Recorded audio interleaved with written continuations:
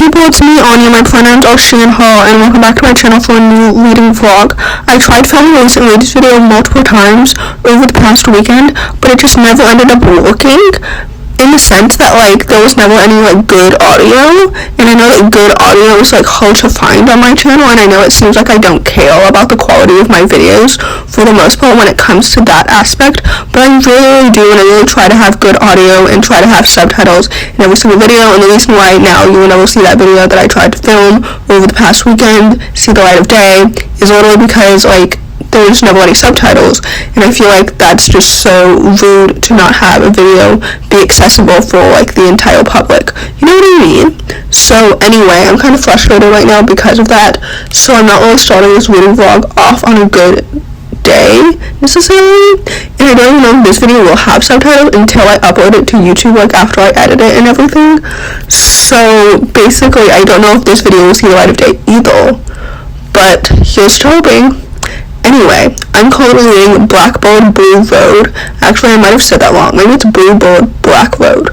Anyway, the story is a middle-grade historical fiction following a young girl who's trying to find a cure for her brother's illness. I think, so I'm hoping that it won't come across as, like, ableist or anything like that, because obviously, as a disabled person, I hate that trope of, like, curing a disability because it perpetuates a stereotype that in order to be valued and accepted by society, it's better not to be disabled at all, which is ableist, obviously. So, yeah. Also, since this book is historical fiction, I'm anticipating some, like, ableist terms or whatever that are now considered outdated. So, that's fun. Anyway, like I mentioned, I have, like, actually, I don't think I said this before, but I have, like, low expectations for this book since I've never read a book by this author before, so I have no idea what to expect. But, yeah, that's my current read right now. Again, I hope this video has subtitles, but I don't know if it will or not until I upload it to YouTube, which is after I've finished filming and editing and whatnot. So, anyway, there's that. Hi people, it's been like several hours since the last time I talked to you, and I have two reading updates. First of all, like, I finished my last book, which was called Blue Road Blackbird, or the other way around. Actually, I can't quite remember at the current moment, but anyway, I rated it 3 out of 5 stars, and then my next read is going to be called Lioness of Punjab, which is a YA historical fiction about Sikh warriors in 1705, which is something I know nothing about, so I'm really excited to read that. I love it when I read YA historical fiction books or middle-grade historical fiction books, honestly, that teach me and educate me on stuff that I never knew about beforehand, so I'm really excited to read that book. However, now I have to quickly go to dinner, and then I have a meeting or an event afterwards, and then I have to go to work, and then I have a BSU meeting. So, anyway, after all of that, I'll give you another reading update when I have actually made headway into this book, if that makes any sense. So basically, yeah, that's my reading update. This reading vlog is going to be very, like, messy and all over the place, but, like, welcome to my channel. So yeah. Hi people, it's now like 10 p.m. The last time I talked to you was almost 5 p.m. So anyway, I did all the things that I mentioned earlier. Dinner, the meeting, work, the event, whatever else I was talking about earlier. Anyway, my reading update is that I DNF'd Lioness of Punjab because I realized that I didn't quite understand the historical context of, like, the background. So, like, if I don't understand, like, the events that are happening in the background, I'm going to be less attached to, like, the characters or the story or anything like that. So I just decided to DNF it. You know what I mean? Because otherwise I would have just rated it like 3 stars or something like that.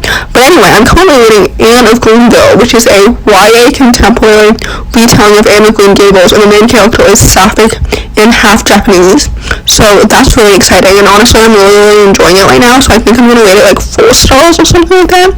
Anyway, I'll probably finish it tonight, which is so exciting, and I'm so excited for tomorrow because one of my most anticipated releases comes out tomorrow, which also features a half Japanese Sapphic main character, and it's written by one of my favorite authors of all time, and it's called Where the Lost Ones Go, and it's middle grade, and I love Akemi Don-Berman, the author, literally so much. I think that they're literally a genius. So anyway, I'm so excited to read that book. But anyway, like I mentioned, Anne of Greenville right now is anticipated to be at least a 4-star, so I'm so excited to continue reading it tonight. So anyway, that's my reading update. Hi besties, so it's just past midnight, so I'm about to go to bed, but I wanted to give you a reading update. I've finished 2 books. I finished Anne of Greenville, first of all. I rated it 4 out of 5 stars. It was really good and so awesome and so wholesome. I really enjoyed and as a character, like, she was so awesome and so well developed, but she never felt like she was too young, if that makes any sense. I don't know if that makes any sense. If you haven't read the original Anne of Green Gables, then you might not understand what I mean. But anyway, the second book I read, it was called The Many Meanings of Meilan. I think I pronounced that right. It was a middle grade contemporary, and it was so good as well. I had really low expectations for it, however, because I actually DNF'd it when I tried to read it for the first time last year. But this second time around was so awesome, and it was so well done.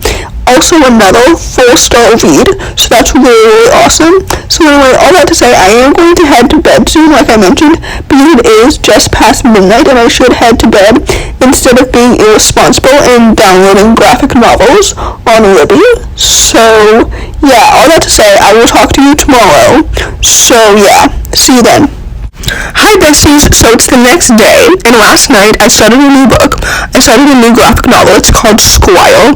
It's a middle grade graphic novel, or maybe it's YA, I'm not completely sure, but basically it's about a girl who wants to be a knight, which I think is so cool and so awesome, because it has girls with swords, and when I was younger, I low-key wanted to try fencing. I never ended up doing it, but I wanted to try it out because I thought it was so cool to have a sword. And then last night I started thinking about how if fencing is an Olympic sport, then maybe fencing is in the Paralympics, which I think is so awesome, and I should watch the Paralympics more often. So anyway, I fell asleep last night thinking about the Paralympics.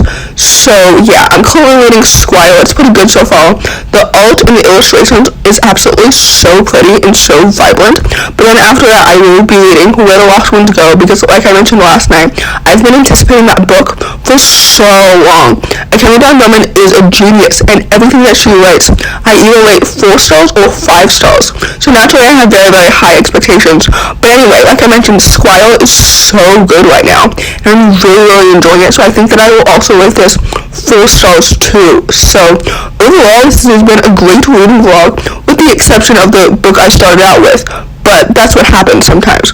Also, I started thinking about how if this video is successful with its subtitles and the audio doesn't sound as shitty as the recently's video that I scrapped last weekend, then maybe I'll start filming recently's videos and recommending these videos like this, because I usually film them all in one sitting, but with the reading vlog, I film it in fragments, as you've noticed, because I film them at different times in different days. That's why I keep saying, oh, it's the next day, oh, but now it's 10 p.m., now it's past midnight, whatever, you know what I mean?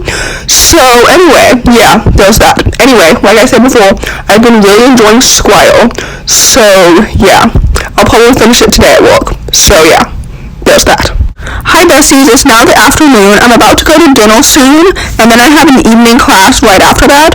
But anyway, I wanted to give you a reading update. I believe the last time I talked to you, I was in the middle of Squire, which I recently finished earlier this morning at work. It was so good. It's definitely more of a YA graphic novel with all the themes and stuff, but it was absolutely so awesome. I really enjoyed the story and the characters and the dynamics and the plot and the art. It was so well done and so well paced and so well incorporated all together, if that makes any sense. And I rated it 4 stars. And I also finished another book, Where the Lost Ones Go, which I feel like I've been teasing and talking about this entire video, because I've been eagerly anticipating it this entire year. However, I will say that expectation is definitely the enemy of joy, because I don't think I enjoyed it as much as I would have if I hadn't been thinking about my expectations the whole time while reading it, if that makes any sense. But I still rated it 4 out of 5 stars because it was still really good. The plot was so intriguing and so engaging. The characters and the family dynamics and the friendships were so well developed. The sapphic sexuality bit, for me, was more subtle than anticipated, but it was still well incorporated and it felt really authentic. And overall, the writing is so well done. Literally, I still stand by it. Kemi is a genius, and I love her so much because her writing never fails to absolutely immerse me into the story, because her writing is so lyrical and it's so well done, and her as an author is so underrated. She's so good. Anyway, all that to say, I rated Where the Lost Ones Go 4 out of 5 stars. I'm not sure what I'm going to read next. I think that I'm going to start Princess of Souls, which is a YA fantasy retelling of Rapunzel, and it's written by the same author who previously wrote a Little Mermaid retelling like ages and ages and ages ago, as well as the Into the Crooked Place duology, which I really enjoyed a few years ago, which is also super underrated because the author is way more popular and way more well known for To Kill a Kingdom, which is the Little Mermaid retelling, and I enjoyed it, but I didn't enjoy it that much, so I have lower expectations for Princess of Souls, but I'm excited for it because, like, I've never really read a lot of, like, Rapunzel retellings, you know what I mean? So anyway, that's the next book I'm going to read. I think that I'm going to start it, like, after dinner, after my class and everything, so yeah, my next reading update will be later on in the evening, so yeah, I'll talk to you then. Hi besties, so I realized while editing this video that I don't really have energy or time to continue filming this reading vlog tomorrow, so I decided to finish it here. So basically, to give you a quick recap of all the books that I read, because I feel like this video is so all over the place. Basically, I rated Blackbird Blue Road 3 out of 5 stars, and then I DNF'd Lioness of Punjab, and then I rated 4 out of 5 stars the following books: Anne of Greenville, Squire, Where the Lost Ones Go, and then The Many Meanings of Meilan, which is not in the order in which I read them. But anyway, I'm still currently reading Princess of Souls. It's pretty good right now.